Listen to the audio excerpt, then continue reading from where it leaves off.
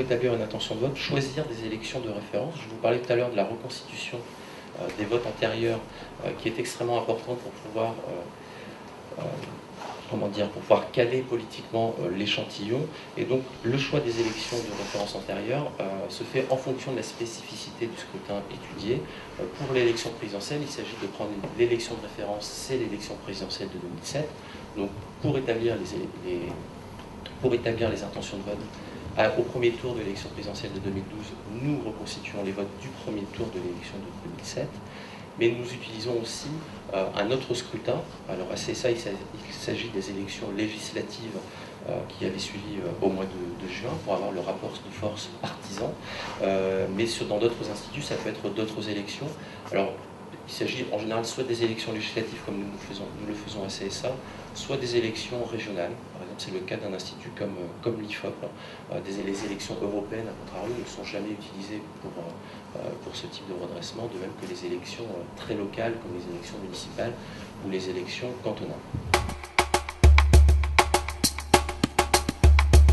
Alors, pour établir l'intention de vote, nous nous intéressons aussi aux trajectoires électorales, c'est-à-dire nous allons essayer de voir, à partir de la reconstitution des votes antérieurs, et donc au premier tour de la présidentielle de 2007, et des intentions de vote pour le premier tour de la présidentielle de 2012, nous nous attachons à regarder quels sont les comportements des électeurs, c'est-à-dire comment les électeurs de 2007 se comportent ou ont l'intention de se comporter dans la perspective de 2012. Comment vont voter les électeurs de Nicolas Sarkozy au premier tour de 2007 pour 2012. Et là, on s'aperçoit qu'il y a un certain nombre de déperditions des voix. Aujourd'hui, on a en gros 6 électeurs de Nicolas Sarkozy sur 10 en 2007 qui expriment une intention de vote pour lui au premier tour de la présidentielle. On comprend mieux en regardant ces trajectoires pourquoi aujourd'hui le chef de l'État est à un niveau nettement moins élevé que celui qui était le sien en 2007. Pareil pour les électeurs par exemple pour le vote en faveur de Marine Le Pen, qui est aujourd'hui à un niveau nettement supérieur à celui qui était nettement supérieur au score de son père à la présidentielle de 2007. On peut l'expliquer par les trajectoires électorales. On s'aperçoit tout d'abord, lorsqu'on regarde ces trajectoires, qu'elle récupère une très forte partie de l'électorat de son père, environ 9 électeurs sur 10, et puis elle parvient aussi à récupérer 10 à 15% des électeurs de Nicolas Sarkozy au premier tour de l'élection présidentielle de 2007, une partie du vote Bayrou, et encore quelques électeurs, l'électorat aussi de Philippe de Villiers. Tout ça cumulé fait qu'on comprend mieux aussi le haut niveau auquel elle se situe aujourd'hui, de l'ordre de 7 à 9, 10 points de plus que celui de son père en 2007, selon les instituts.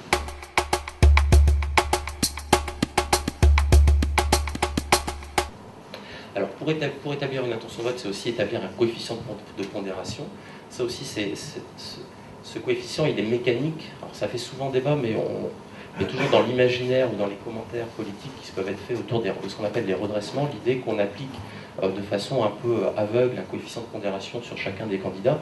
C'est quelque chose qui est établi de façon mécanique par les logiciels informatiques avec lesquels nous travaillons et qui dépend finalement de la reconstitution des votes antérieurs. C'est-à-dire que plus les votes antérieurs sont bien reconstitués dans l'échantillon, c'est-à-dire si on a 30% d'électeurs Sarkozy 2007 dans notre échantillon, eh bien, la pondération sur les votes Sarkozy en 2007 va être très faible, puisqu'il a fait 31,31% et quelques poussières, donc on va avoir un coefficient de pondération extrêmement faible pour remettre l'échantillon d'équerre. Par contre, effectivement, si on reconstitue, ce qui est souvent le cas, une Ségolène Royal à un score supérieur à 30%, alors qu'elle a fait plutôt de l'ordre de 26% au premier tour de la présidentielle, il va falloir minorer le poids des électeurs de Ségolène Royal dans cet échantillon. Donc mécaniquement, il va y avoir un coefficient de pondération qui va minorer le poids des personnes ayant déclaré un vote antérieur en faveur de Ségolène Royal.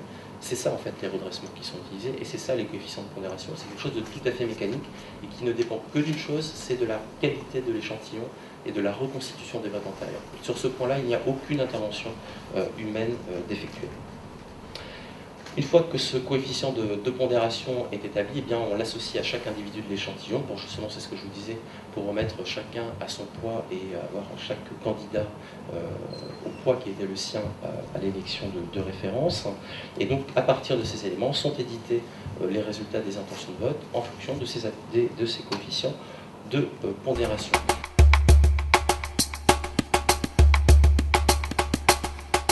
Puisque nous prenons en compte la certitude d'aller voter et la certitude du choix.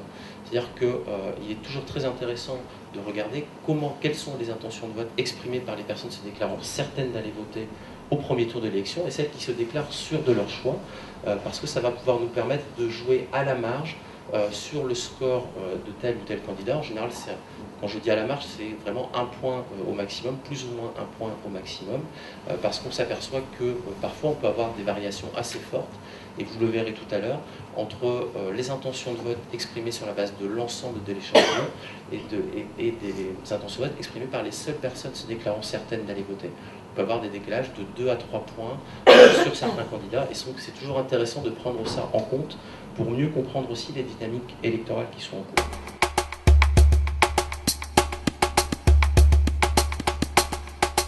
Et puis une fois qu'on a regardé l'ensemble de ces éléments, eh bien, on applique les critères décidés en début de campagne et nous sortons les résultats. Et c'est très important ce qui vous est mis ici, les critères décidés en début de campagne, ça veut dire qu'une méthodologie pour établir les intentions de vote est fixée dès le début de campagne. En l'occurrence pour CSA, c'était dès janvier 2011, puisque c'est à ce moment-là que nous avons publié nos premières enquêtes d'intention de vote. Et cette méthodologie, nous nous y tenons et nous nous y tiendrons jusqu'à la fin de l'élection, puisque c'est aussi ce qui assure la comparabilité et la fiabilité des résultats qui sont établis.